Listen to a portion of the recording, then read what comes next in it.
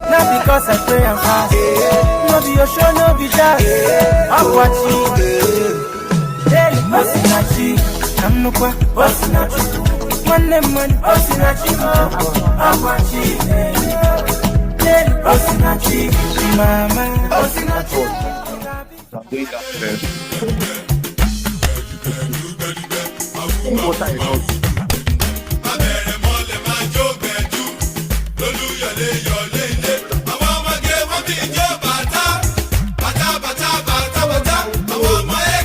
We are waiting for it.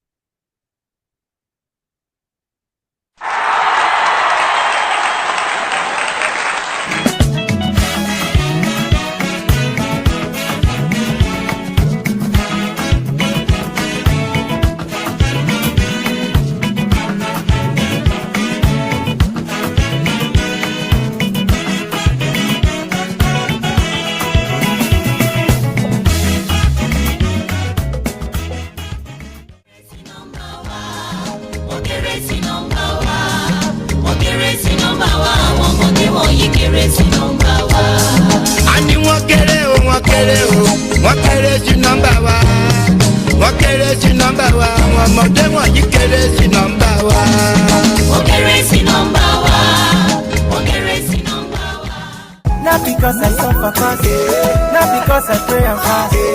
No be your show, no be jazz. I'm watching. Daily, Osinachi. I'm no qua, Osinachi. One name, Osinachi. I'm watching. Daily, Osinachi. Mama, Osinachi.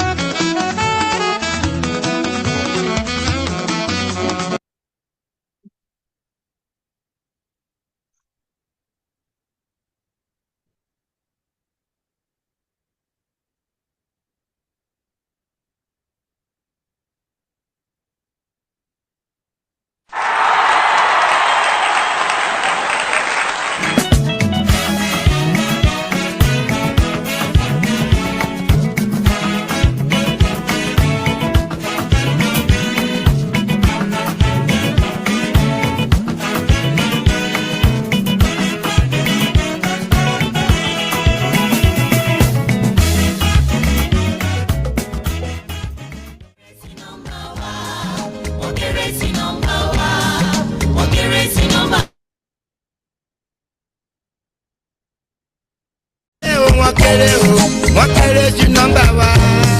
Wọ́n kéré sí nọ́mbà wa. Àwọn ọmọdé wọ̀nyí kéré sí nọ́mbà wa. Wọ́n kéré sí nọ́mbà wa. because I suffer fast, not because I pray and fast. No be your show, no be that. I'm watching. Daily, Osinachi, I'm no qua, Osinachi. One man, Osinachi, I'm watching. Daily, Osinachi, Mama, Osinachi.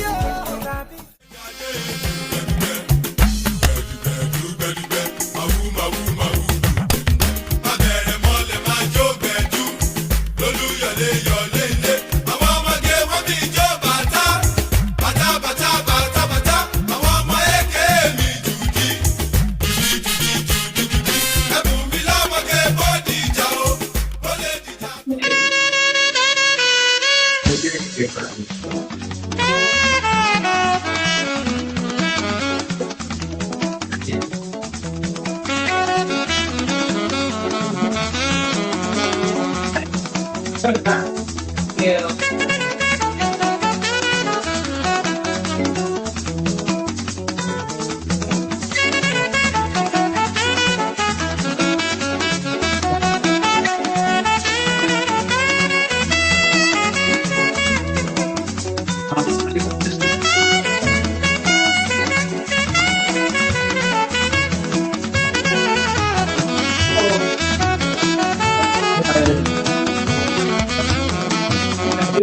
Yes, no problem. Just remain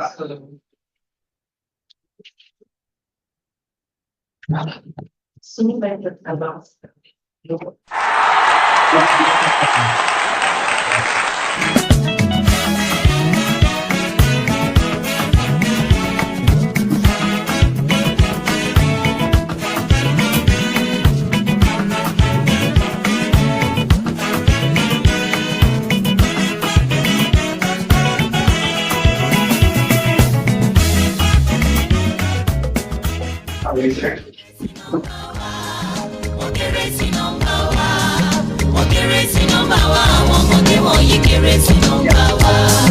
Ani wọ́n kéré o, wọ́n kéré sí nọ́mbà wa. Wọ́n kéré sí nọ́mbà wa, àwọn ọmọdé wọ̀nyí kéré sí nọ́mbà wa. Wọ́n kéré sí nọ́mbà wa. Wọ́n kéré sí nọ́mbà wa. Not because I suffer fast, not because I pray and fast. No be your show, no be that. I'm watching. Daily, Osinachi, I'm no qua, Osinachi. One man, Osinachi, I'm watching. Daily, Osinachi, Mama, Osinachi.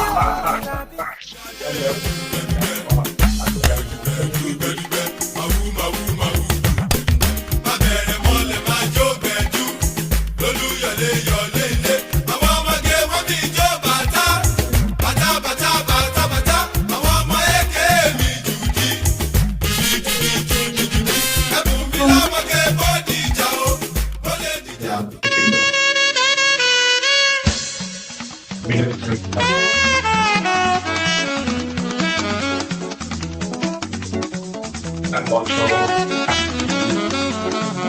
quality.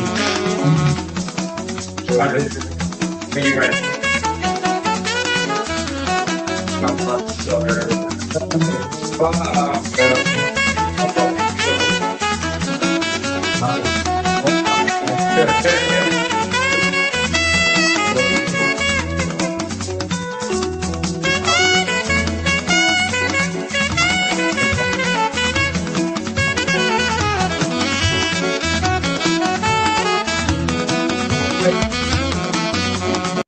It's me, you guys are something else. Much more question. Really, I think I could focus on that. So this is a shot to be job, hassle, benefits. Yeah.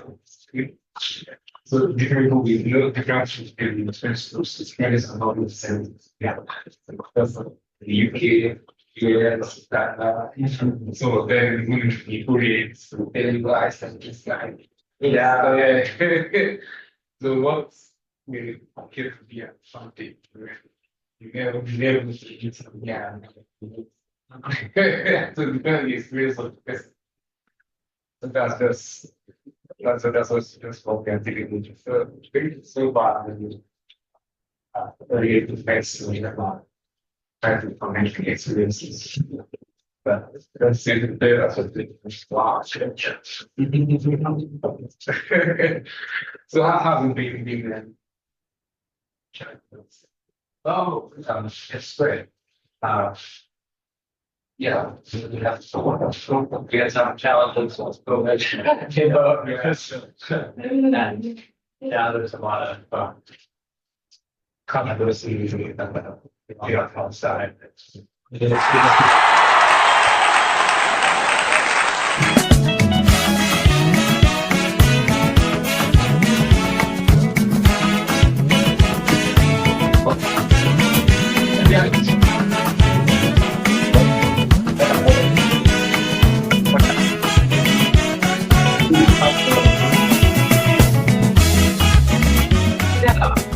are,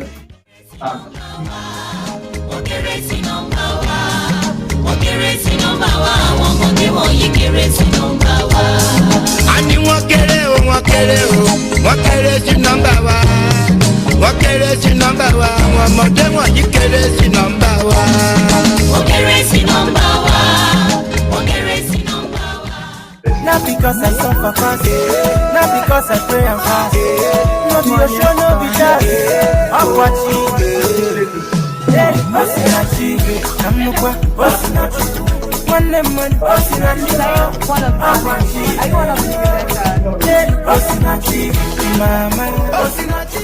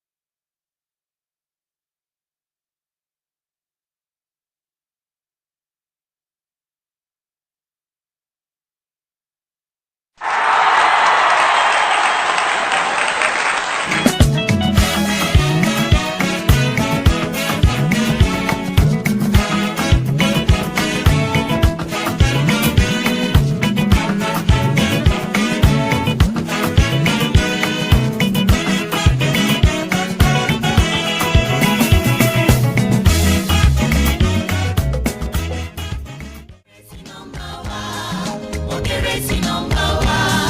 Wọ́n kéré sí nọ́mbà wa. Àwọn ọmọdé wọ̀nyí kéré sí nọ́mbà wa. a ní wọ́n kéré o wọ́n kéré sí nọ́mbà wa wọ́n kéré sí nọ́mbà wa àwọn ọmọdé wọ̀nyí kéré sí nọ́mbà wa. Wọ́n kéré sí nọ́mbà wa. Wọ́n kéré sí nọ́mbà wa. Not because I suffer fast, not because I pray and fast. No be your show, no be that. I'm watching. Hey, Osinachi.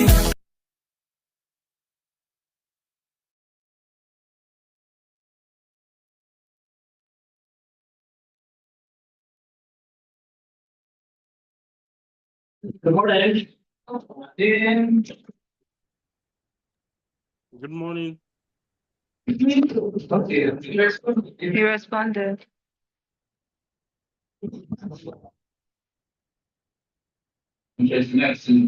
No.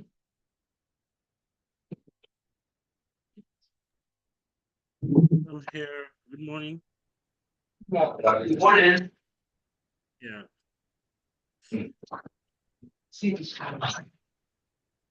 So I'm Ola Dimejogoye. I'm one of the presenters for today. So I'll be waiting for when it is my turn. So Hello, good morning. Please, do you have any presentation that you would like to share? Would you share your screen during the presentation? yes, please. I'll be sharing my screen. Okay, yes, thank you. So we are just waiting for a few more people to join us. In the next 2 minutes, we'll kick off the presentations. All right. Thank you very much. Yeah. Thank you.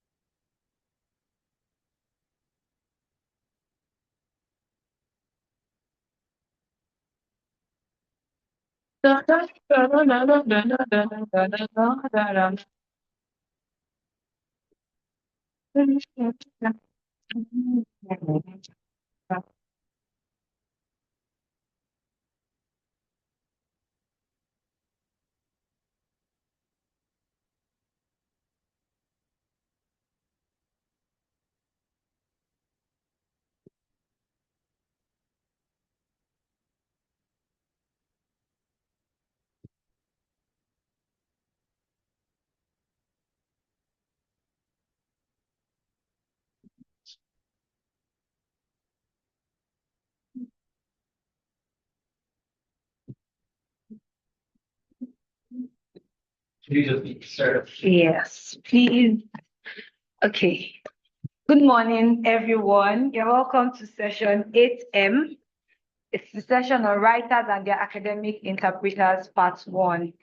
And here we have 3 of the presenters. We have in the room physically, Nathan. Sorry, could you?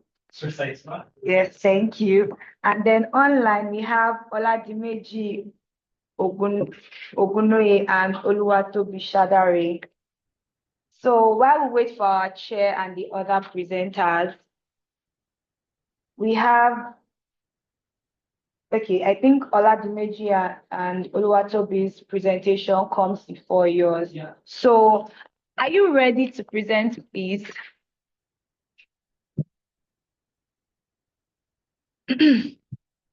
Oladimeji Oluwatobi, are you ready for your presentation? Oh, yes, please. Okay, thank you. You have the floor. You have 15 minutes for your presentation. I'll have me chair. Chair. Okay. Our chair might come in halfway. So. You said what? Okay. I mean, just What did you say, please? Like, I didn't get you. Okay, you can stand in for the chair. Yeah. Okay, thank you, sir. You have the floor. Okay. Good morning. Yes, sir. Okay.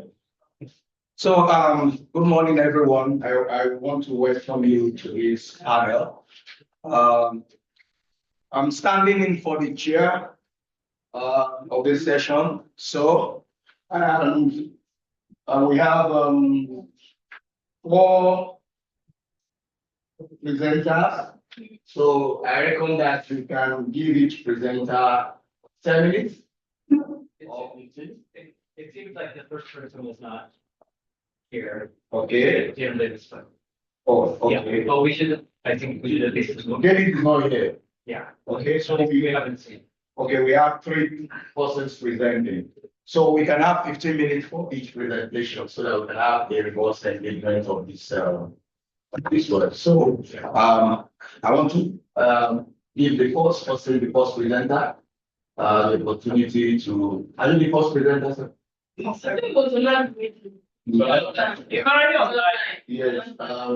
Yeah, why don't we go with the online presentation about this your email user? Yeah. The first person is supposed to be David, Yeah, and David is not here. no. So we have Gabriel Osoko Okonkwo. Are you here? Is Gabriel Osoko Okonkwo here? Then you are the first person. This here, my slides are not ready. If your slides are not ready, then Oladimeji Ogunwoye can give us his presentation, please. Oladimeji All right, thank Ogunwoye. you. Yes, Yes, thank you I'm very here. much. You have 15 All right, minutes. thank you. Okay, all right. Thank you very much for this opportunity. I'll share my screen right now.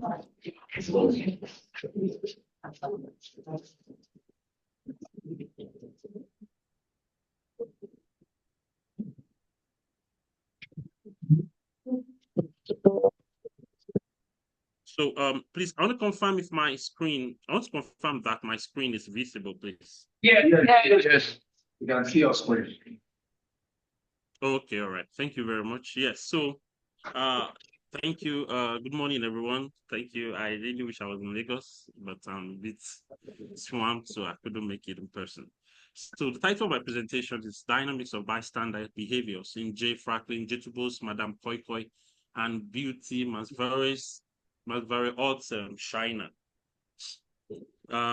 This is the outline. So I'll start by laying a kind of foundation, providing some background into basically defining the concepts, and then I'll be talking about what has been done in research. At that point, I'll be focusing mainly on the theories that are the postulations and theories that are central to my analysis. And then I'll be talking about what this particular paper is adding to the discourse that seems to answer the what if and what like so what question, and then the focus, which is the objective, how the methodology, and what the results is. And then of course I'll be tying it all together in a brief discussion.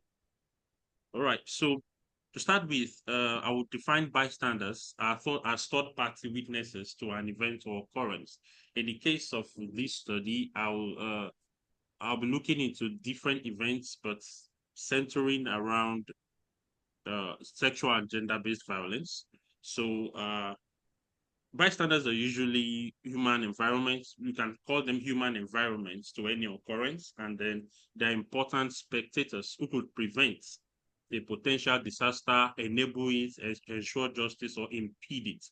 However, the challenge with bystanders, with the concept of bystanders, is that they are not often considered when threat assessment is being carried out, and then especially in situations when also planning, to avoid potential problems and potential situations.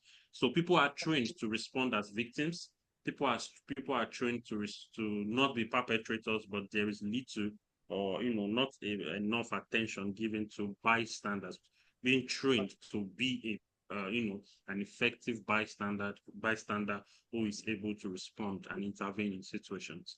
So, and of course, understanding what motivates how bystanders behave is important, to improve resilience, threat prevention, and overall well-being in communities. So what's been done? Of course, my definition or my description or categorization of who bystanders are would be from Smokowski and Evans 2019, who talked about negative bystanders who support bully, who support the bad occurrence, the attack, the threat, in whatever it is they do, and somehow they aid, the perpetration itself. And then there is the passive ones who do nothing, simply observe and wait until it has ended, or then simply comfort the victim. And then there is the pro-social. Those are people who support the victim by confronting the bully. And understanding bystander behaviors, one of the reasons for their behavior, I'm picking my theories from Borum and Rory 2021, who argue that bystander behavioral dynamics are influenced by various factors, including the presence or more, of more bystanders, relationships, distrust of investigation procedures, and doubting one's perception. That's this questioning whether what you see is really what it is, and then of course, Ganti and Bake also argue in the same light that the fear of physical or social harm to the bystander, who in their own case they refer to as the helper, it's one of the things that prevent bystanders for intervening in situations. And then of course, fear of sticking out. So they broke it down by saying, okay, fear of sticking out in which you are identified as the person who is providing the help, and so could be a potential, a target for attack. And then gender norms in situations where, especially this is very common in sexual and gender-based violence cases, where parents or females will know about another person undergoing certain or experiencing abuse, but will not do anything because it is because they believe it is a norm that, oh, you should be quiet, women should be quiet, and on like that. And then responsibility diffusion. In this case, it is a situation where people feel, oh, the next person will do something. The next person will do something. So you are not acting because you're waiting for somebody to act first. And, there could be bystanders that are, observing or witnessing an abuse and and these people are not able to respond because they think the next person should be the one to respond. And then there is the perceived helpfulness. Now, pluralistic ignorance is one of the reasons why everybody is not why bystanders may not respond to an event. And one of them is that people are at an event and are observing the potential abuse or threat, and they are not acting because they are thinking, if every other person is not acting, why am I the one to take the step? And then there's blocking. So blocking in this case also refers to the concept of, sorry, 1 minute. Sorry, thank you. So blocking in this case refers to the concept of also, refusing to act or not acting when you are expected to. It's explained further in Odson and Brookman 2004.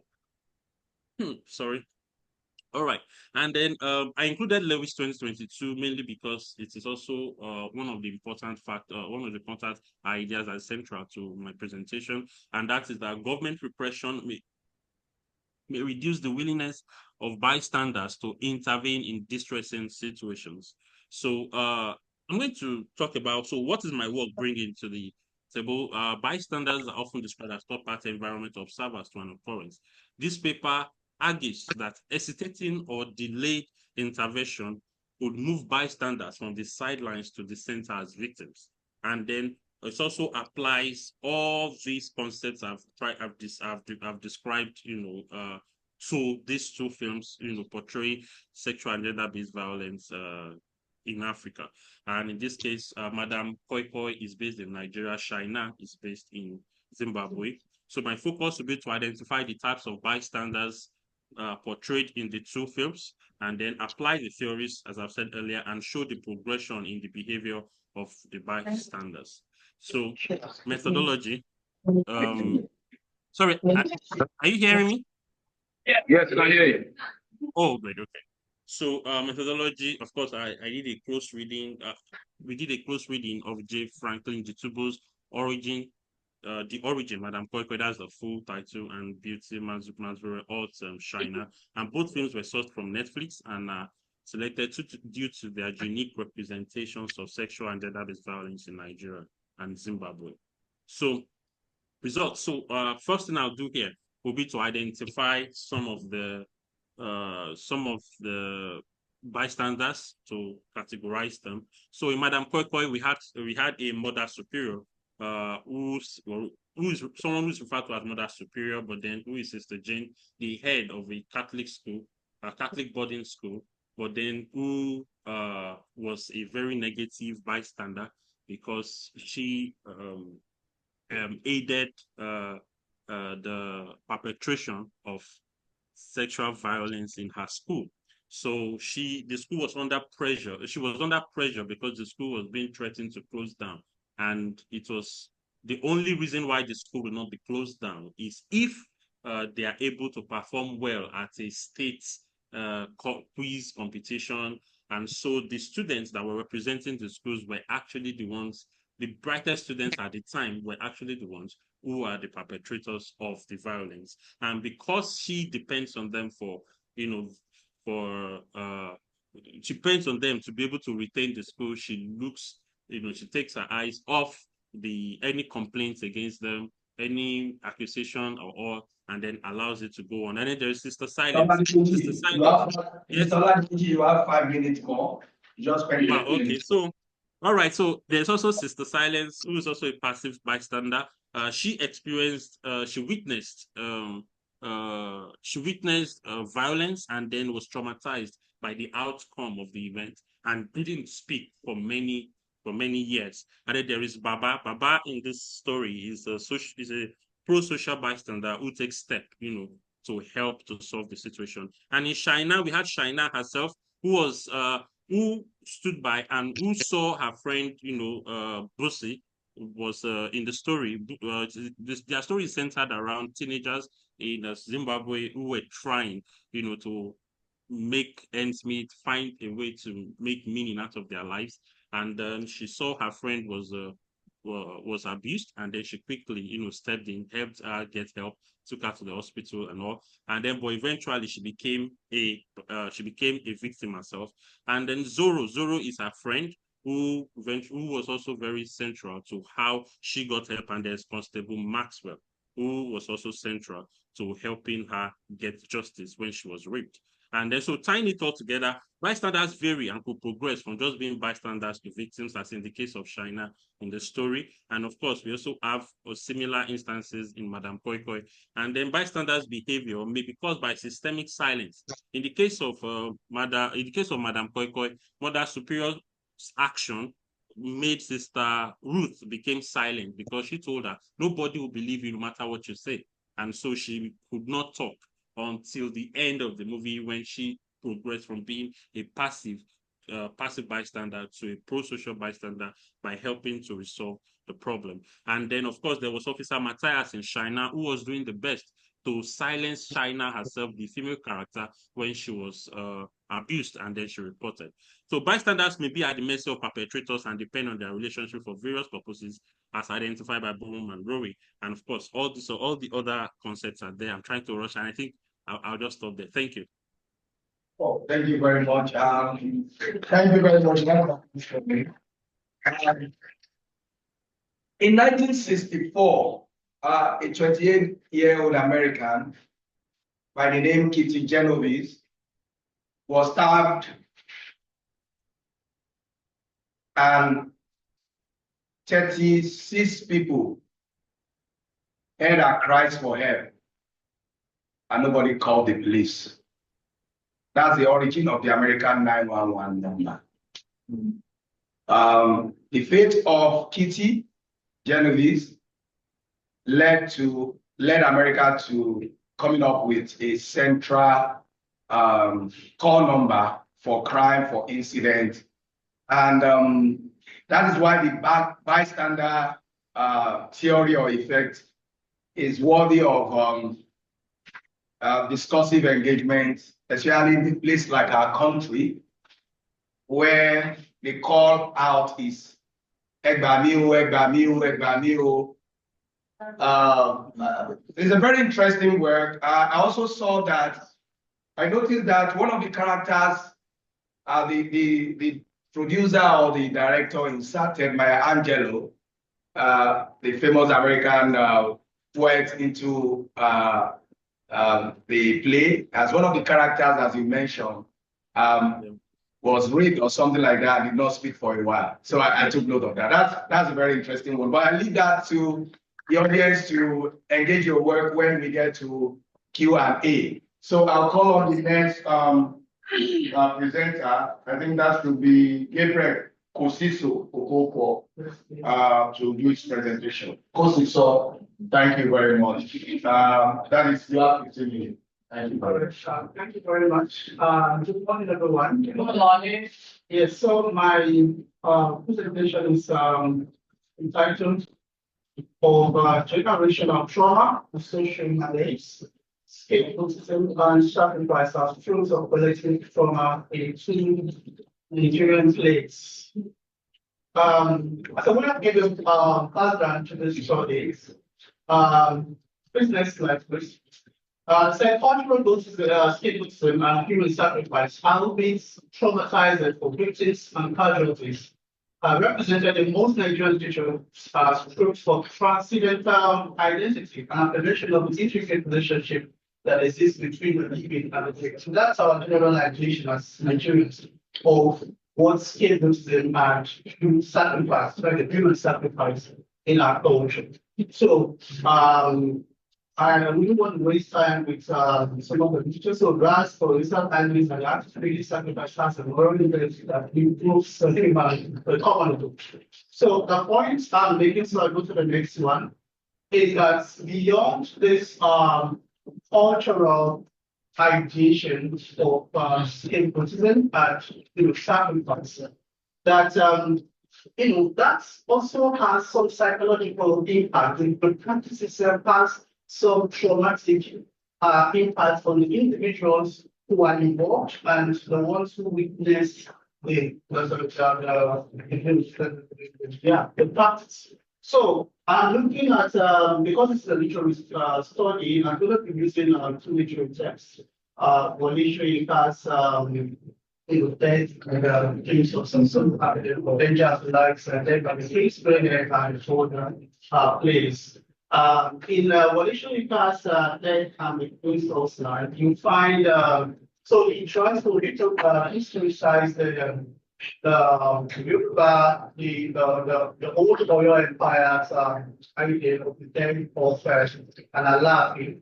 So in those days, when an Alaafin dies, there is this election back, that's the King's Osland, who must necessarily go die. He believes that this is a royalty, so this person moves to continue to do the royal duties in the land of death. So he is going to die, not that he wants to die. All right. So that we find. But then in this play, because that was also happening during the colonial times. So Congress, the Westerners saw that as a barbaric culture. And as a colonial, officer at the time, he wanted to stop that practice and so that's the which the whole of the conflict and the fight they happened. So Elishova became traumatized because ordinarily he would have just died and performed his holy duties. But now that the Westerners are letting him know the other nuance of that status, it's not this, anything you have this one should die, keep your own life.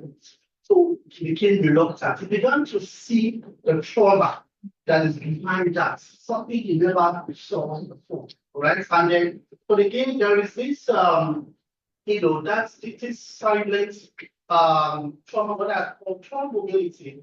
Because as common groups and then cultures, there's this transcultural meeting, between those culture and others, people begin to see the other nuances of existential realism. But as we do this in our culture, but we don't see that it's not strategically right. All right. So there's some spoken pain that resides in every character. So that's the background to what you guys said, and uses. And then Ben and Kiss me here and Deja recounts the influence to the former People Empire's story of a young brain. Right? So in those days, a young king was to go through breaking. So once it's on the children, the kids to go breaking, he was basically die. All right. to be reborn as a lion, the reincarnation, and so in this story, again, we find the into his reluctant to do that. All right, he begins to play France and in order to dye his hair, and then the king of the king Pharaoh, the elders in the that this man has stayed longer on the throne. All right. So I see all of this as manifestations that we connected from that, the practice of scapegoats, because these are just scapegoats of this cultural practice. And then the people themselves are also saying, the people who are projecting the practice are also scapegoats of the system. Okay, so let me, because of time, I'll just quickly go to my ideation, my objectives here, which are, okay. So I talk about, okay, so what are cultural archetypes of, collective trauma? Okay, so according to the Swiss psychologist, Calvin, archetype is a universal pattern of thought present in an individual's unconscious, inherited from the past collective trauma of humanity. So it's something that is it's in the collective conscious of it's just there, but we do not know it. All right. So the collective trauma itself is it's the trauma, the pain that everybody suffers as a result of what has happened in the past. So it could be something that happened to the whole community, with the king or whatever, right? So this collective trauma has its generational mobility archetypes, and those are things I have identified. Okay, so you will want to see my aim and objective. So the aim is to start with a cultural practices with ancestral awareness to organization contributing to social relations. So the first thing is private cultural archetypes of collective trauma. So please slide them and go to where I am, a cultural archetypes of collective trauma. Because of time, so we can discuss the archetypes. Okay, yeah, thank you. So the first is a sovereign monarch. So the sovereign monarch. Now, before the monarch is the identity, the cultural identity of the people. So when the sovereign monarch, like in the second case, it's a monarch who is forced to die, right? Now, the agent, remember the monarch has family. She have children. You have extended family members, and everybody in the society in that community is subject to the king. So when he dies, there's this trauma that goes with that. Even though the culture makes him live in denial, because the culture is legalized. That practice is related to look at the law. But even as people obey the law, they don't necessarily happy. And this is why today, remember the Alafi of Oyo that died recently. Naturally, the practice of the annihilation that going with the land was supposed to be observed, but that didn't happen this time because people have come to realize as conscious lives, with modernization and all it's not really, what this practice about ancestors. It's really just the morality, there's a deficiency in morality behind it. So nobody died this time when this over that died in the land. So that shows that there is a collective trauma that these practices,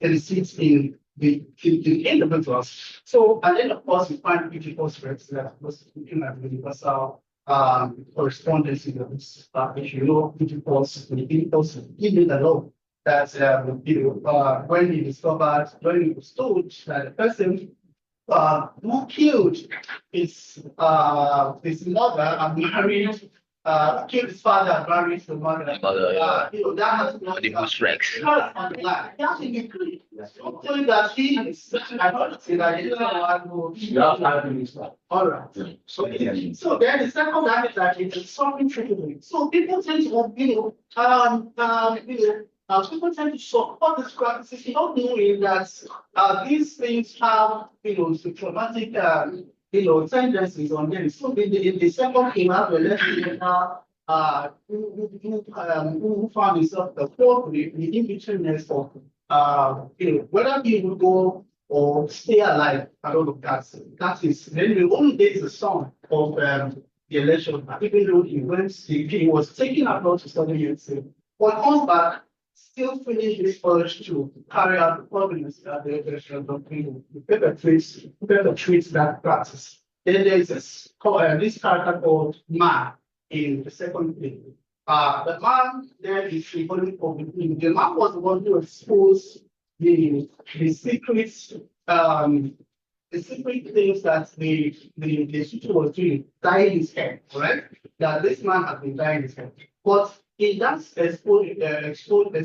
exposition, he's also identifying with the pain that the community have found themselves in the royal house in Afghanistan, and he himself has also found the suffering ancestral archetype that the masqueraders were also executed in the military class students and the key source to acts and so to arrest all of them. Now the totalized ritual archetype.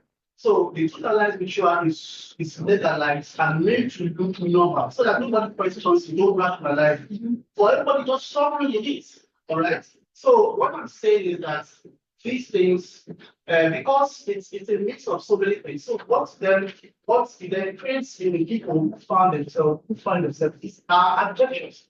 Objections that make you want to disobey, objections that make you want to violate the law, objections that make you want to, like what the city does, after vowing to protect the law and the body, he is not the one disobeying the law, violating the law that is supposed to be. The same thing for the election. He was born and he knows that this is a duty, but when the time came, he was finally without that. So objection to go, and then these objections now force people to begin to do things that are contrary to the dictates of those moral folks. I think I would thank you. And before speaker, the second presenter also kept time. Want to appreciate both of you for that. But I would like to intervene by saying that your positions are quite controversial within the context of decolonialization, which was last year LSE. And it's debated whether if the white man did not come, some of these practices would have stopped. For instance, in things all about, we have people like Nigeria Ricard who begin to question some of these practices that the white man later stopped. And if you look at the Yoruba culture and Yoruba political system, so whether at some point, if the white man is not intervened, if the Yoruba would have moved away from some of these parts on their own. And then the argument that it was the white man that put the idea in election to be reluctant with community ritual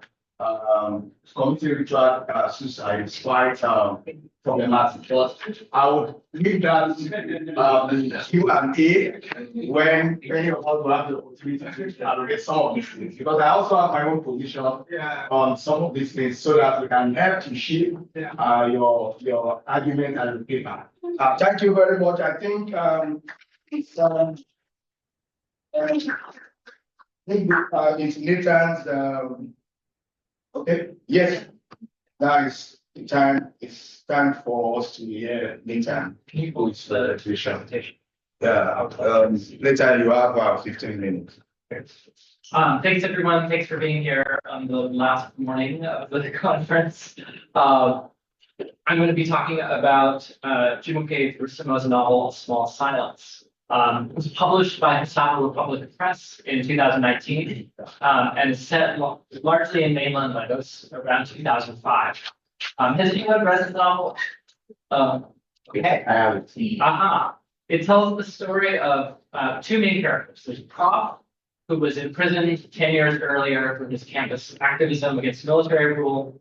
And there's Desire, a young woman who's long been inspired by Prof's example and tries to befriend him when he's released. Desire and her friend Remy are students at Lagos State University.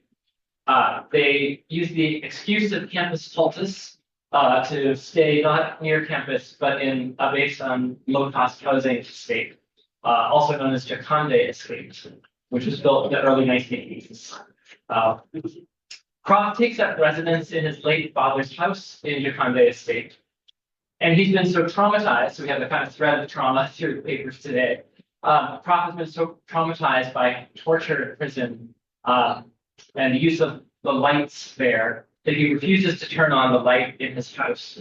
So he and Desire converse in the darkness between the hours of 9 p.m. and midnight. Verissimo, who wrote two previous poetry collections, has said in an interview that her novel, quote, was inspired by the way darkness appears to swallow the city whenever there's a blackout. And one of Croft's friends relates how NEPA's name, changes to PHCN. We've gone from never expect power always to problem has changed nation. And I think in the novel, the infrastructural issues are kind of set into relief with political context, the early 2000s. So next slide, please. Verissimo's novel could be situated in a genealogy of Lagos novels that deal with years of military rule, but were published after the return to democratic elections. So we have Kelan Nabila's Waiting for an Angel from 2002, Chris Savani's Graceland from 2004, Sepia Ta's Everything Good Will Come from 2006. And like Graceland, Small Silence also includes a kind of portrait of the Morocco settlement, which was forcibly cleared and demolished in 1990. This is where Desire, as a child, first witnesses Prof as a young lecturer opposing the government.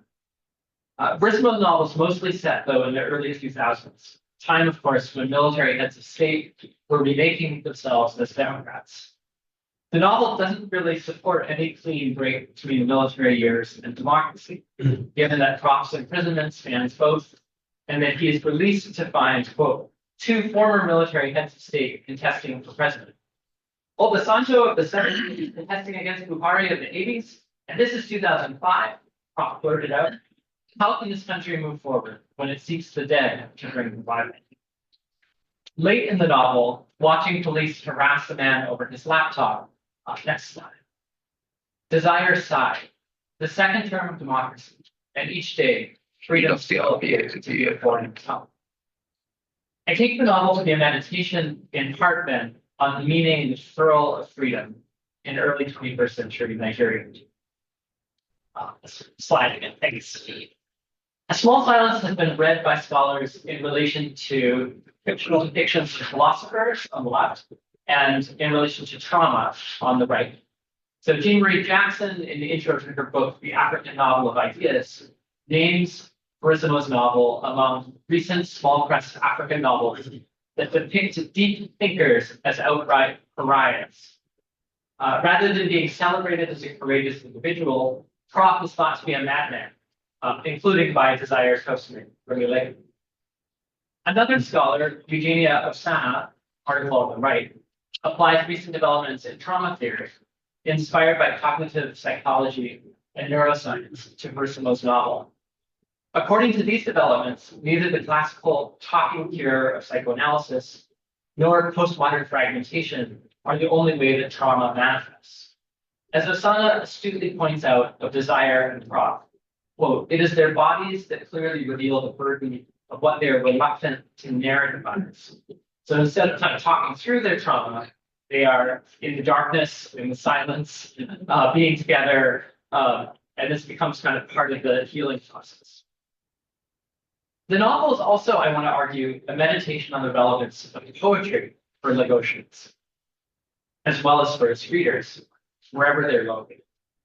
As Irinosen Okoji wrote in her brief review of the novel from The Guardian UK, Verissimo is a poet, and the novel is infused with a poetic sensibility, lyrical without being verbose. And I think that her prose definitely is lyrical, but I'm also interested in the ways that she actually talks about poetry in the novel.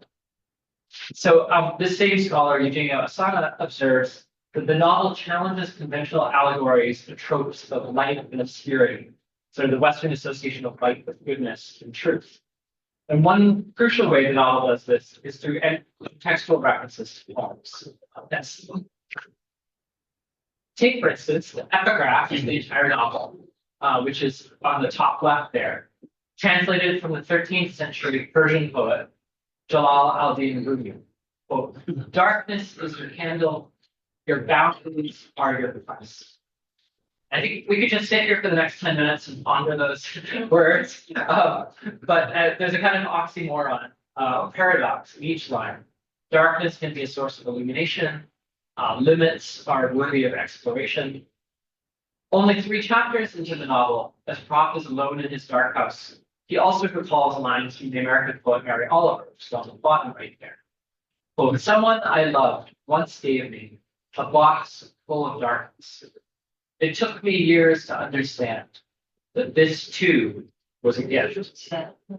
How could a box full of darkness be a gift? In both cases, the poets recast darkness, which could be lack or trauma, into a kind of locus of value. The poetry that Verissimo incorporates isn't just in English, though, or transmitted through print. Struggling to understand why her son keeps her at a distance even after he's been released from prison. Prof's mother sits at the door of his darkened house and sings his praises, his paternal oriki, each line punctuated by a pause. So the novel does provide the oriki in Yoruba. I won't inflict my attempt to pronounce those, but then gives us a translation here. Apanjara, child of the horseman, who holds the king's reign, the one who is to descend with the king into the dark place, he who delights in the innards of the fortunate. For if you are not fortunate, why do you celebrate a paunch? The child of Agbasin, who saunters into the active, child of Koranganda, Koranganda breaks the front teeth. And I think there are echoes of Death of the King's Horseman, for sure. Yes. Verissimo has said that her grandmother would recite Oriki as a kind of payment to them when she was young. And in case it isn't clear to readers that Oriki is a kind of poetry, I mean, you would all know this, but the novel states several pages later that Prof leaned against the door to listen to his mother recite his praise poetry. But Prof, interestingly, he doesn't simply find himself sort of restored to himself or to cultural authenticity through the Oriki. Rather, he feels kind of alienated from this. And the novel compares his alienation from the old media of recited praise poetry with the new media of mobile phones that he doesn't kind of know how to deal with after being in prison for so long. Prof experiences shame, quote, for his inability to operate the GSM and for his inability to sing his Oriki in full. Prof is perfectly able, however, to recall a poem by Nge Oshindare, which a little later in the novel becomes a point of connection between him and Desire. Poems here is Oshindare's Not My Business, and Verissimo describes how they called out each word in a chorus, slowing down or speeding up to speak the words in secret.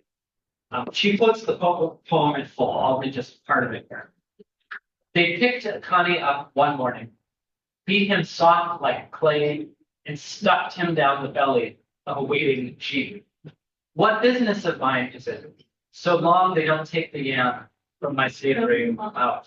And the poem continues with this pattern, of course, about Danladi and Chinwe and the refrain before reaching its climax, the last 2 stanzas. And then one evening, as I sat down to eat my yam, a knock on the door froze my hungry hand. The jeep was waiting on my bewildered lawn, waiting in its usual. It's not your business. Prof's full name is Enioluruda Dorotimi Akanda. And in that way, he's identified with the first victim of the security forces in the poem. And the fact that both Prof and Desire know this poem by heart, sounds like it's familiar to some of you too, is moreover an homage to Oshindare's stature as a public intellectual whose poetry is shared between generations of Nigerians. At the same time, Prof encourages desire not to leave poetry only to established writers like Oshindari. Reminds me of your presentation yesterday. He says to her, "You should try writing poetry. Poetry is the best way to listen to the soul." Well, that's what they say. A pivotal moment late in the novel returned the importance of poetry. Go to the blank slide. Thanks. Desire at last confronts Prof about his seeming refusal to process the trauma of his prison experience, asking him, "Why is there never light in this room?" Prof tries to argue that darkness can be the place where one can understand existence better. He enlists a Pablo Neruda poem to try to make his point. It's called "There's No Forgetting." But this time, Desire did not buy his argument. She responds, "Darkness is not impossible." Prof tries to explain, or maybe to mansplain, quote, "We exist for poems. Life is poetry. The dark is where you find light. This is what poetry does for us." At this point, however, the novel is prepared to move beyond the mysticism of a Rumi or a Mary Oliver or even a Pablo Neruda. This madness must stop, thinks Desire, and she leaves. She doesn't visit Prof again in the novel. So I won't give away the ending entirely, but I think it's safe to say that both characters change as a result of the other. In one of the last chapters, we find that Desire started writing poetry, perhaps as a form of kind of therapeutic practice, albeit without literary pretensions. She says, "It's just some thoughts, nothing serious." Prof, meanwhile, pushes himself to leave behind the darkness. Last slide. In closing, let me say just a little bit about how I think the novel's investment in poetry connects with its investment in urban infrastructure. There are, of course, links through the images of light and darkness that echo through the poems. Images that Desire's friend also uses to comment on poor infrastructure. She says, "Is there light anywhere in this country? Are we not all living in darkness?" That Verissimo was in fact inspired by the erratic electricity infrastructure of Lagos, the way, in her words, that darkness appears to swallow the city whenever there's a cloud. Points toward a conception of the literary, not as a stable artifact of consumption, but as a kind of improvisational practice. And so I'm borrowing here from scholar Alex Fife's reading of the novel Tram 83, which is set in DRC in a city there, Tupachi. Like Mutila, the author of that novel, Verissimo considers, quote, what is left of the literary when the basic certainties upon which it once relied are undermined by a dramatically new infrastructural situation. While the literary includes the books that Desire carries for class, like Odia Ofemun's Poet Live, it also appears in chanted oriki, poetry like Oshindari's Not My Business, that circulates in popular memory, and Desire's own lines in her notebook. As Verissimo portrays her characters both embracing such improvised literary practices and navigating precarious urban infrastructure, her novel meditates on how, even after the advent of democracy, Lagosians continue to pursue freedom so that it no longer feels like a foreign time. Thanks. Thank you very much, Vincent. As emergency chair, that's a good one. Jumoke's work is actually a fine marriage of poetry and prose. And we are all better for it because the dish or a meal no one would reject because of its quality. So I want to leave the floor open to the audience. It's time for Q&A. I don't know. Yes, I want to see if we have some people on. Do we have anyone online? Yeah, we have three panelists, two panelists and an attendee. Nobody raising their hand. Okay, so all right. Yes. Thank you very much. Mine is not a question, but more of like the comments Okay. for the three presenters. For the first presenter, while he was going, while he was presenting, I was able to see the reflection of how our society influence the kind of art we produce when we're talking about vice and that. And the same thing for the second presenter. For him, I was fascinated about to be sincere. Those books are popular, but I've not read edition of that as a book. Yeah. And this is the reason why I should go and do that. Don't go to know why I've not read that book. So, like after listening to your presentation, I think I'm moved to go and read because there are salient issues you have raised that is telling so much about where we're coming from and the kind of changes society have gone through. But being a poet, Nathan's presentation and Jumoke, that I'm very familiar with her work, is so encouraging to me that no doubt literature is a reflection of our society. I remember reading Jumoke's, what's it called, interview about the writing process of producing that work.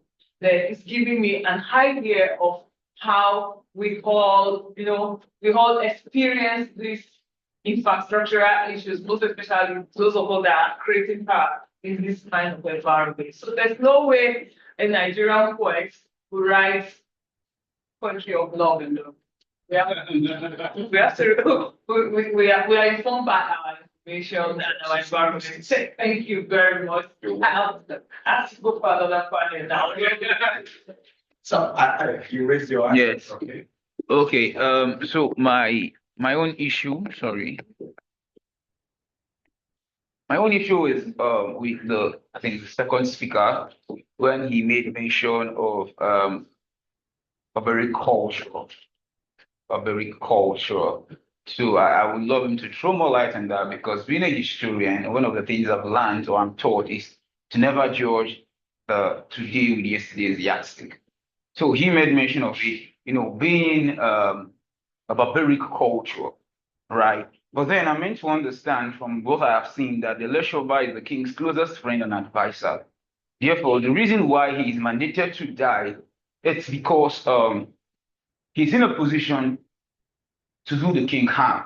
So when he realizes that the death of the king is also his own death, it makes him to refrain. It's just like asking the king's favorite wife to die with him because she is the one that cooks for the king. So should she decide any day to poison the king, it's very, very clear to her that she will die too. So I want you to really throw more light on what makes the system of protection barbaric, because it's a question, it's our culture, it's a way to protect the king, because if you do not demand the death of the Leshoba, believe me, Alapians will stay long on the throne. Thank you very much. So I just want you to throw more light. Thank you very much.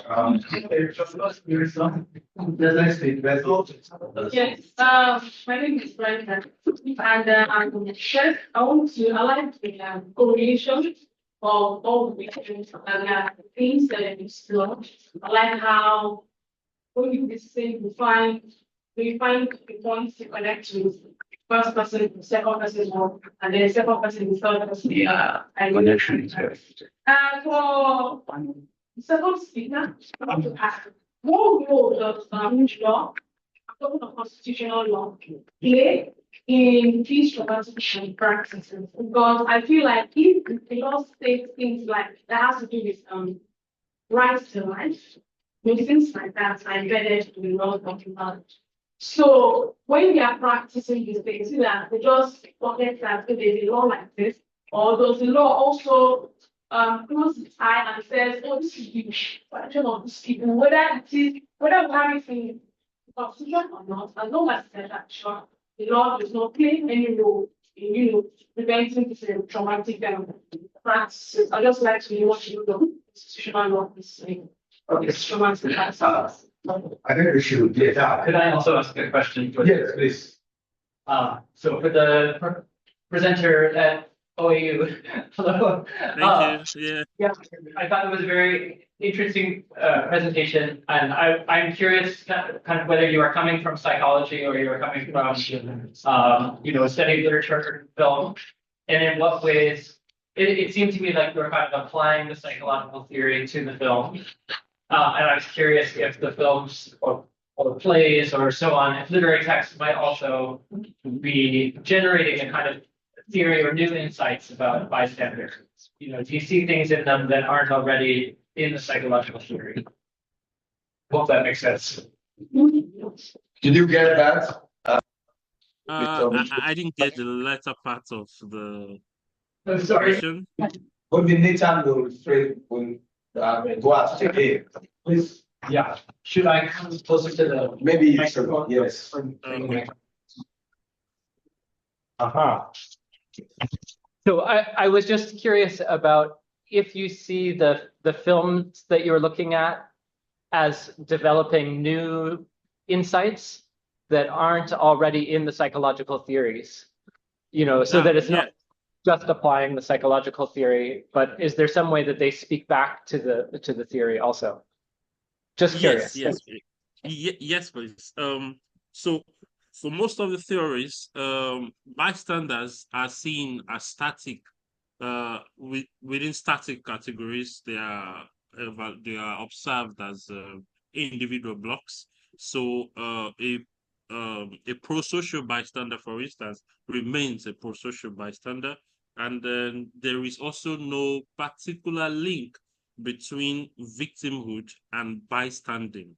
So these films connect the two and shows how bystanders themselves eventually travel from being a bystander to being a victim when they refuse to act. And then, that movement in itself, and then the fluidity of the representation of bystanders across the different categories. So for both films, bystanders changed their positions all through. So there were those who remained negative, but then there are those who moved from being who moved from being just an onlooker to actually acting. So these movements are also things that the work brings, to the new concept that the work is bringing. Yeah. Great, thank you. That's very helpful. Okay, but I want to make a contribution on the matter of bystander. Yes, some years ago, we're traveling to Port Harcourt. We got trapped around Nahoda for about 8 hours in heavy traffic. And then we left that spot at about 11:30 p.m., about 30 minutes to midnight. And then on our way, we saw vehicles turning in the middle of the road. And all vehicles just turning in the middle, going back where they were coming from. So we managed to ask, armed robbers ahead. So we turned back. Then we got to we went back to the next police checkpoint. The police asked any of us to volunteer their vehicles for them to engage the robbers. That was the first time I was witnessing that. And since then, I changed my opinion about Nigerian policemen, that they always run away from robbers. I had a different experience that day. So we volunteered our car. 3 of them entered our car, 1 in the front, 2 sandwiched me in between. Then we went. So all the other vehicles followed us. By the time we got there, we didn't find the robbers again. They are left, but we saw the victims, we saw belongings on the road, we saw vehicles without the occupant and things like that. So we left that scene after about 2 hours. It was around 2 a.m. Then ahead of us, as we left that scene, some 10 minutes, 15 minutes, the vehicle ahead of us made a dash through a turn and skidded up the road.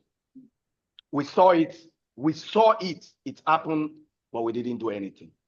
I wanted us to stop, but 2 of my friends said, stop here in the middle of the night. No, we can't stop. I said, we should just stop and see what we can do to help. They said, no, we cannot stop. We can't just stop because we may also become victims. We don't even know what is out there. We just went through a traumatic experience. Let's just do the best thing. The best thing we do is when we get ahead, If we can find a police patrol, we'll report, but we didn't find any. So sometimes I want to know how you're going to play something like that, because at times it just makes scapegoat of bystanders too, without knowing their stories. And at times they have their reasons for being bystanders. So I think we need to, I don't know how you're going to answer that question or situate it within the context of your own, of your research. Thank you very much. All right, thank you very much, sir. While I was laying the foundation for the work, I think Gantin and Bake 2021 talked about some of these challenges, especially the fear, of potential harm also to the bystanders. So these are also concepts that I applied in the paper. So by the time the full paper is out, these would be really, really centralized. Thank you very much, sir. That's very good. So Okay, so for the first question, notes that discuss particularly within the context of reality. But I said it was Mr. Kilpis, the white, colonial officer that called it practice. Now, you will understand the arguments I'm making from the point of view of cultural dynamics that culture always have involved, all cultures are dynamic. So there is nothing like as it was in the beginning, it's now and then back out, world without end. So the point really is that yes, those were the arguments that the people make that say, yes, the other dies, this one is the one that cooks and knows the points and all of that. So it has to just be like that. So it's about rationalizing what it is, all right? And as experiences begin to become fluid, of course, people come and mix transcultural, mix. People come to realize that, wait a minute, we never thought of this like this. It's like this is what is happening. Oh, this is actually traumatizing us, okay? Do you understand what I'm trying to say? So it's not so much, yes, there is a cultural argument. I'm not removing that, but I'm also saying that there is this collective trauma that practice, because just like what she said, there's the universal law that protects human, the human life, all right? So a king has died. Why must another life necessarily go as a result of the death of a king? I don't know if you understand what I'm trying to say. So that's, from that point of view, we then begin to understand that, yes, this was what our forefathers practiced. But today, can we begin to ask some questions as to whether the things they were doing were totally right or wrong? I don't know if you understand the point. So those were issues that Wole Soyinka wants us to engage. So whether we are looking at it from the white man's perspective, that is a white man that said this is barbaric or what, can you ask why did the white man say it's barbaric? Can we begin to look at the other existential issues that must have necessitated the philosophical angles, that the moral undertones that behind what.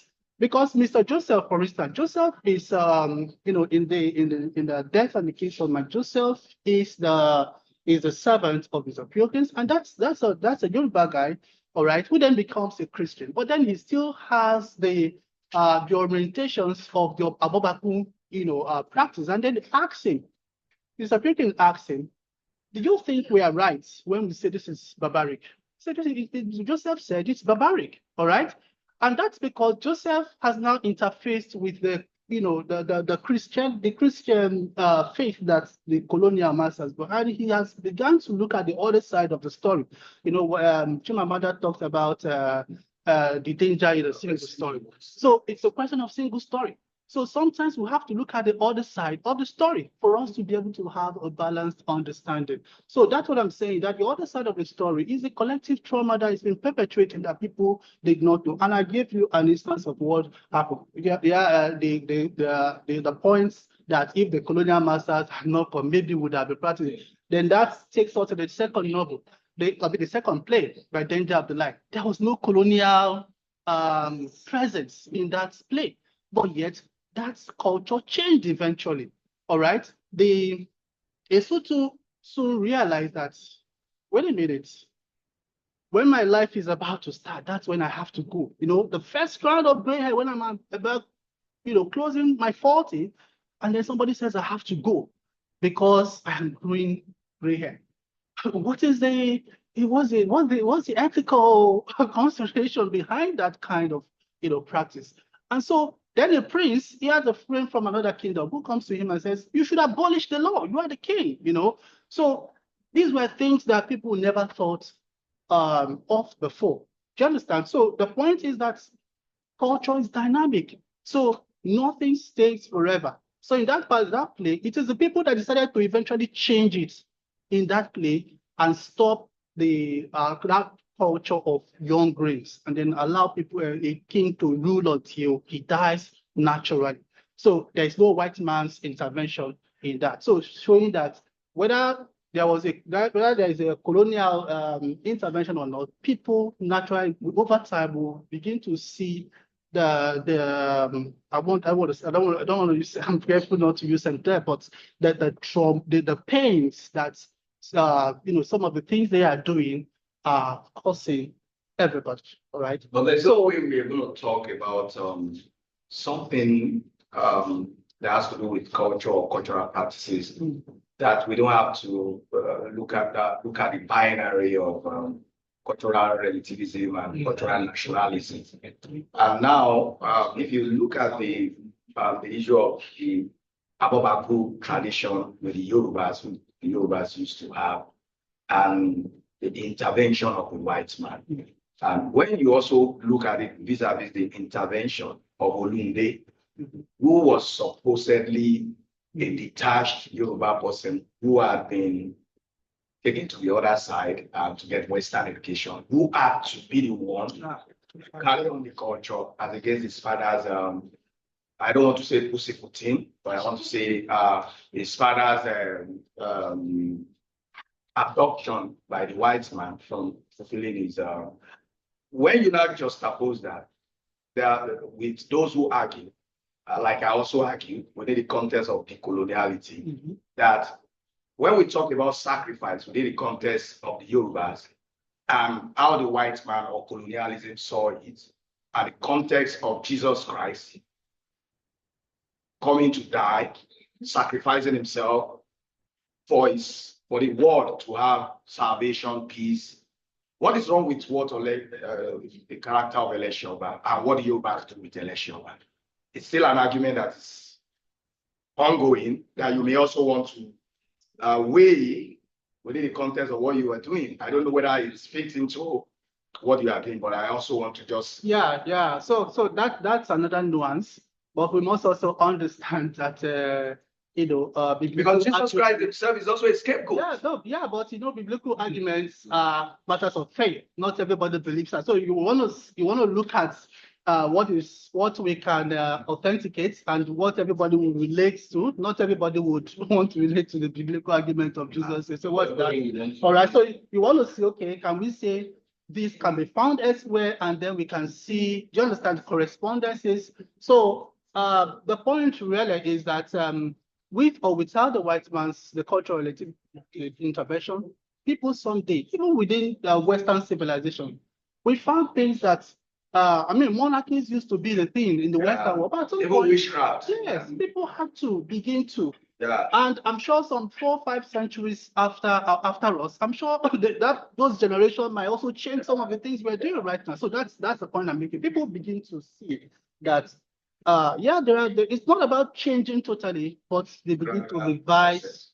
Okay, I think this is not good, we remove it, and so that's the point I'm making. And it's the trauma. So the point is those cultural archetypes of the collective trauma. They are the things that make people begin to have a rethink about the practices of. There was a time that in some part of Nigeria they were killing babies. What is it called? Twins. But that had to also stop, irrespective of the fact that the white man also intervened. In the part of the world where I come from, when a woman's husband dies, she's forced to shave, and then they wash the body of the, and she's forced. That's a culture. Again, that has stopped. It wasn't the white man. Exactly. The white man didn't stop that. It's not happening again. Okay, that of baby, they will say Mary Slessor or stop that of Clapper. So whether the white man intervenes or not, people, we begin to see that this is not right and we have to change. And Yes, I have a question. But I don't know if I answered your, so for your question, we have the positive law and the natural law. And, the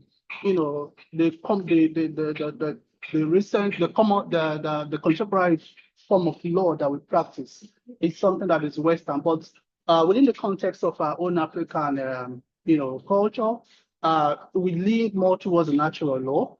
And then it was those customary, practices.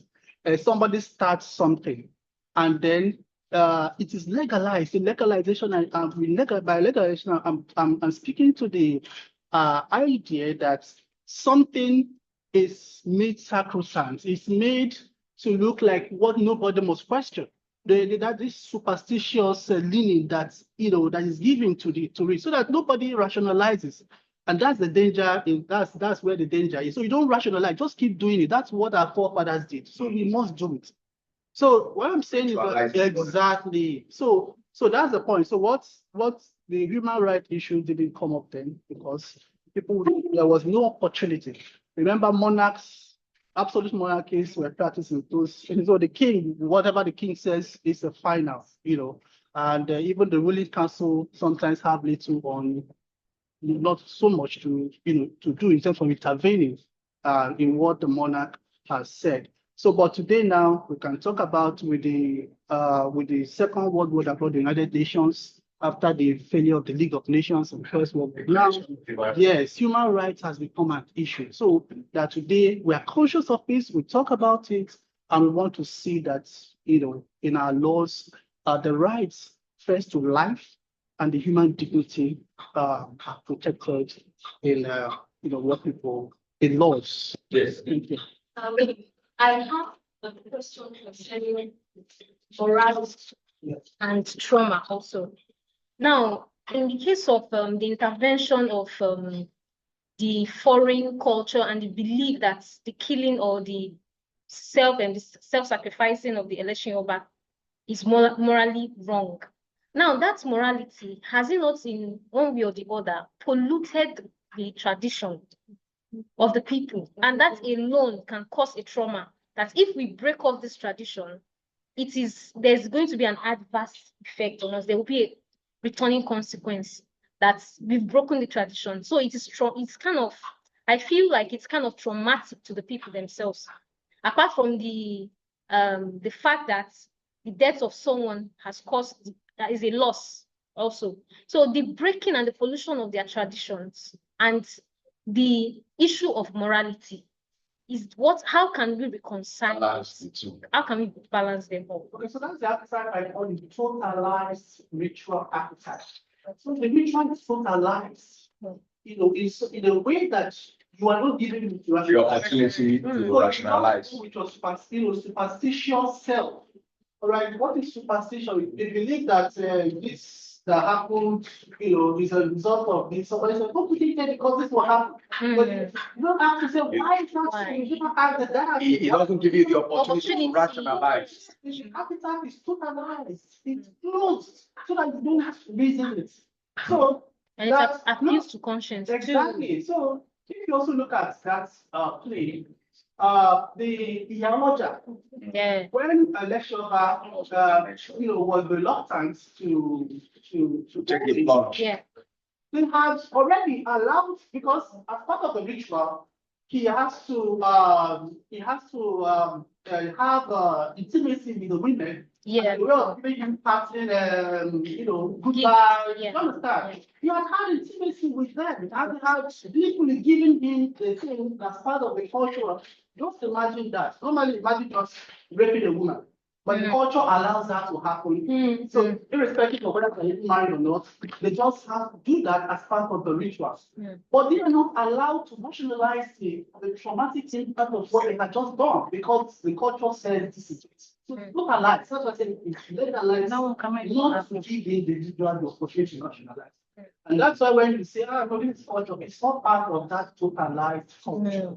So, the people should be given room to believe, to also look at the. So if they say, we are breaking away, it's not so much a question of breaking away, but what are you breaking away? Why are we breaking away? People are not given room to ask the why we are breaking away.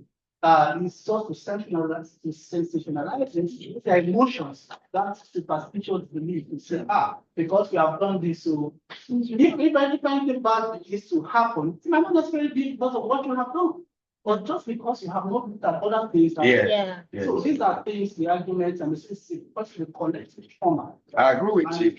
I agree with you. I have a question for Nathan, but before I go to my question for Nathan, I would intervene by letting you in on the fact that I did my PhD on female genital mutilation, and one of my brothers is very he likes to crawl under my skin. So he went to my mother to report me to my mother that I was actually working on female genitalia, that I was questioning a tradition of our people. Of course, my sisters are circumcised. It's a practice among my people. So my mother called me one day. I came on Lagos, and my mother called me and said, "Is it true that your brother said you are working on this?" I said, "Yes." And my mother said, "Oh, why?" I asked my mother, "Oh, why? Why do you people do it? I want to know why you do it." Let me shock you with what my mother told. I told this story in Germany, and a lot of people were shocked. My mother told me that, you see, what they told them is that if the clitoris is not a site, when a woman wants to give birth, and the head of the baby touches the head, touches the clitoris, the baby will die. Yes. That's it. Yeah. So I told my mother, I said, "Okay, now let me now shock you." I said, "The white people don't do it. Their babies don't die. Let you know that." I said, "Even amongst us, the Jebus don't do it. The Ebiras, they are cousins, they are very close to us. They don't do it." I started citing tribes in Nigeria who don't do it. My mother said, "Really?" I said, "Yes." I said, "What you have with you is ritualized ignorance." And I agree with you, because they don't have the other option. They are conditioned to think that way. They are not trained to question it. They don't have the opportunity of the other side or something to trigger them to begin to ask some of these very, very important questions. And that's where I agree with you with the concept. So Nathan, what is the relationship between darkness and silence in that text? Great question. So I think both darkness and silence are qualities that have been historically undervalued, at least in the West and in trauma theory.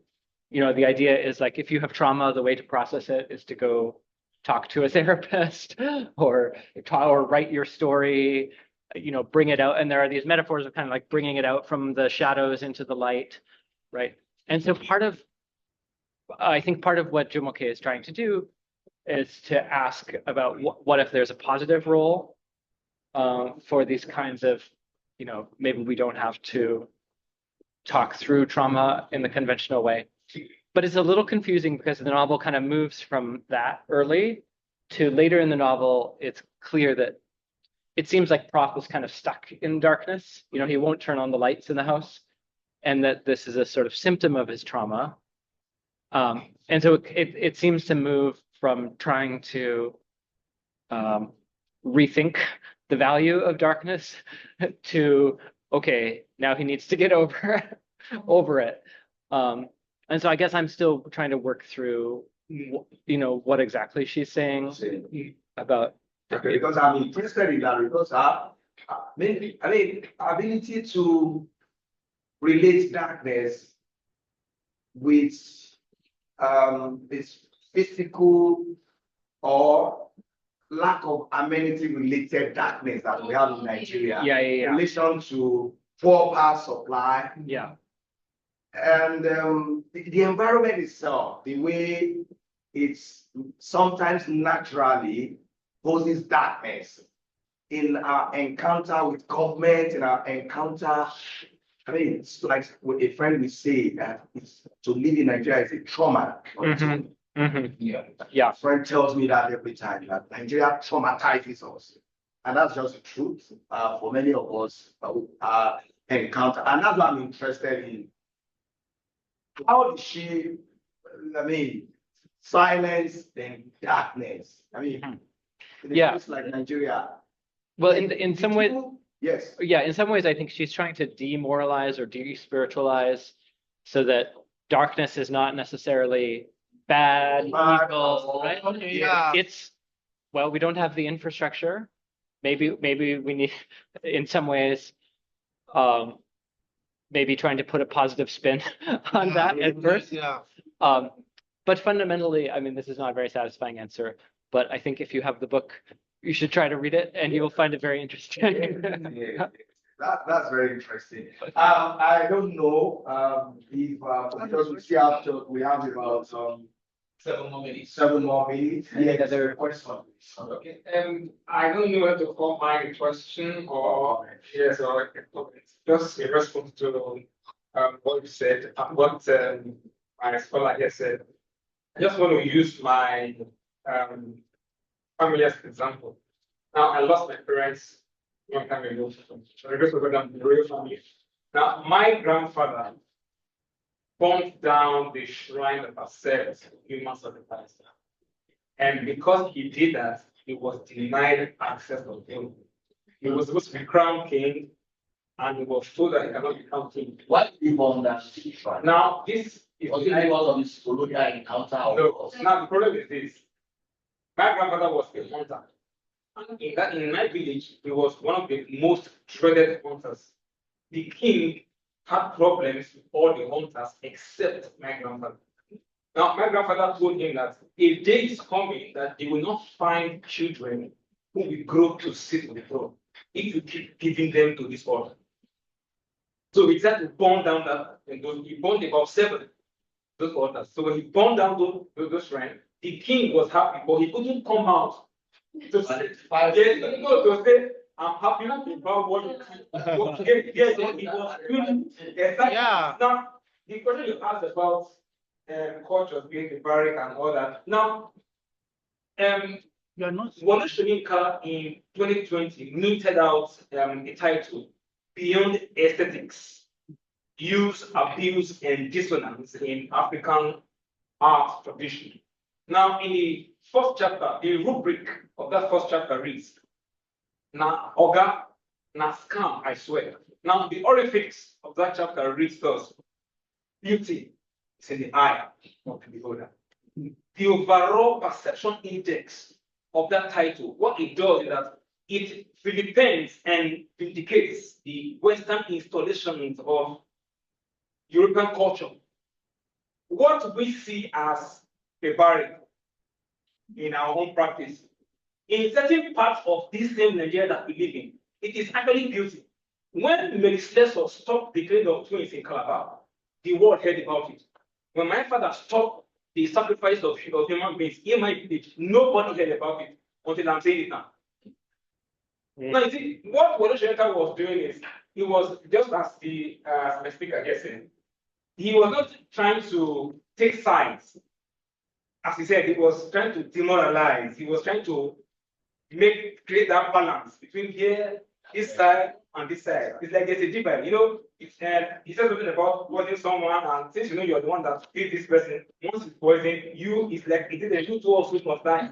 But my own father, my own grandfather, burnt down those shrines that are set human sacrifices. The king was happy, but he did not come out to say it. Why? Because if he does it, they will strip him of his crown.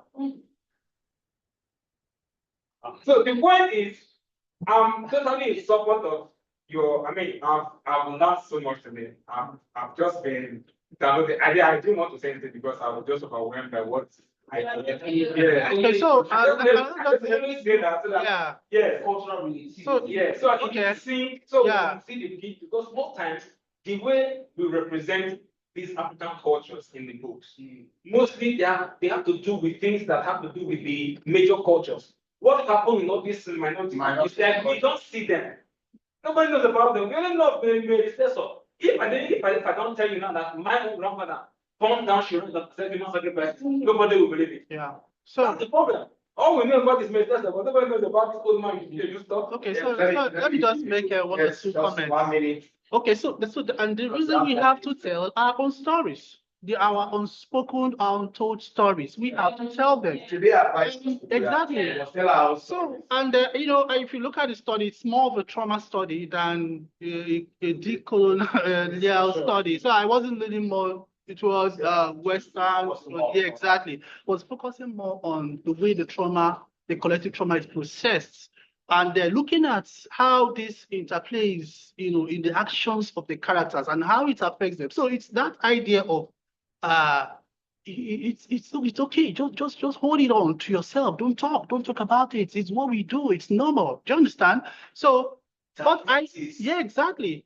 But in Death and the King's Osman, personally, I think Wole Soyinka made his stand clear. He made his stand clear because even though Ele Shoba was reluctant, the fact that Wole Soyinka made sure that Olunde, even with his Western exposure and everything, had to come back to fulfill that. It's more like him telling that this is who we are. We just, this is ingrained. You understand? But I know that he wrote that many years ago, and you just put out some of the, one of his recent work. So we keep thinking and rethinking some other stands. At that time when he published that text, it was convenient to hold that position. Exactly. Not hold the same position. So that's just the point I'm making. Yes. Last statement. So thinking in my mind, what is the sharing the source and the spirit? In my own place, I don't know why I want to do. Yeah, I mean.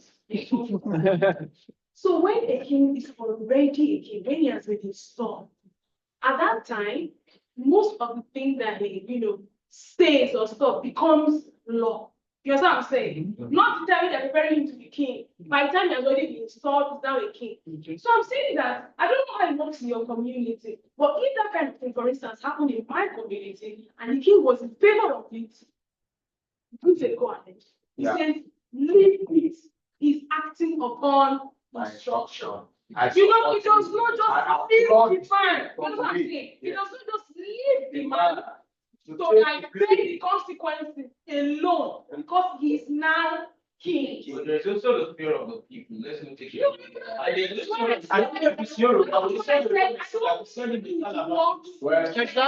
Well, ladies and gentlemen, we have just 1 minute and we have to go.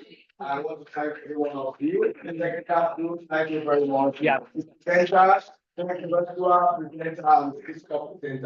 We can continue the debate outside. Thank you very much. It's a very lively discussion.